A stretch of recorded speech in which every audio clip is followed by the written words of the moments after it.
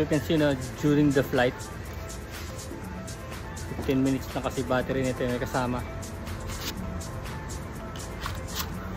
During the flight, no, medyo unstable. Pero kasi ano lang to eh, 450 pesos. 450. Yes. Oh. Kita nyo naman lumilipad. And nako-control siya nitong controller na to. Kaya yung gyro niya sira. Hindi siya nag-steady, unstable. Kailangan kontrolin mo rito. Ito may battery to, tatlong AA. Kasi ito may sariling battery, 15 minutes flight time right here. Wala itong memory. Andito. Dito mo makikita yung meron siyang program dito, ang pangalan RCUFO. RCUFO.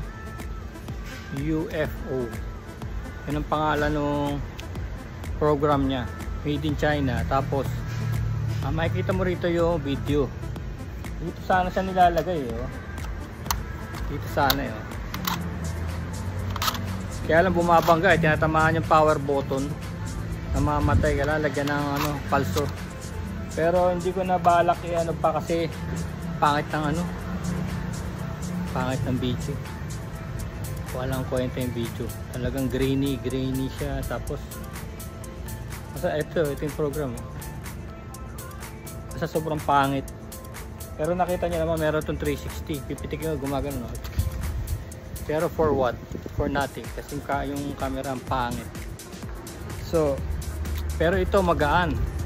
Tsaka matibay. Ilang beses nang tumama ang blade nito sa kung saan. Sa grass, sa puno, sa pader. Ang tibay niya.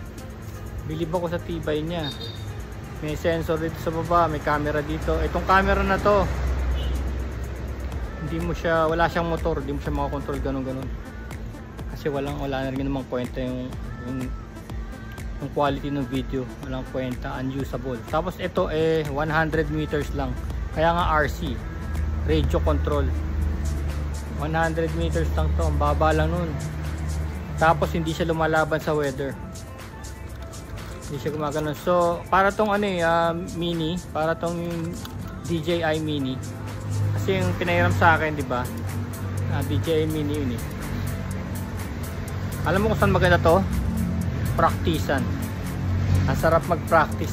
Kasi magagamay mo to. Yung DJI mini may ganito rin eh. Magagamay mo to. Alam mo, malalaman mo kung para saan to. Ito yung lift eh. Oh. Yung lift, yung land, rotation. To, rotate left, rotate right. Ito naman, yung yung pag ganun na, left, right, forward, back, no? Left, right, forward, back. Itong nandito sa right side, no? Left, right, forward, back. Tapos ito yung sa left, ito yung up, down, rotation, left, right. Meron din siyang accessories for meron din siyang guide for button naman. Dito naman, no? Rise, land, ito forward, back, no? Tapos itong mga left right trimming eh. Kung sakasakaling sisira nga yung gyro niya eh. Titrim mo dito yung takbo niya, pero hindi rin gumagana. Kasi ito yung 360 dito, dyan, dito. Pag pinat mo yan, 360, gaganon ito. Gaganon. For what, I don't know. Tapos ito yung sinasabi niyang gyro adjustment. Wala rin, hindi rin gumagana. So maganda talaga pang practice. Payag na ako sa pang practice siya. Isipin mo naman 450 pesos. Sulit, no? Hindi siya kumakanek, wala ng battery. Hindi itong pinapantay.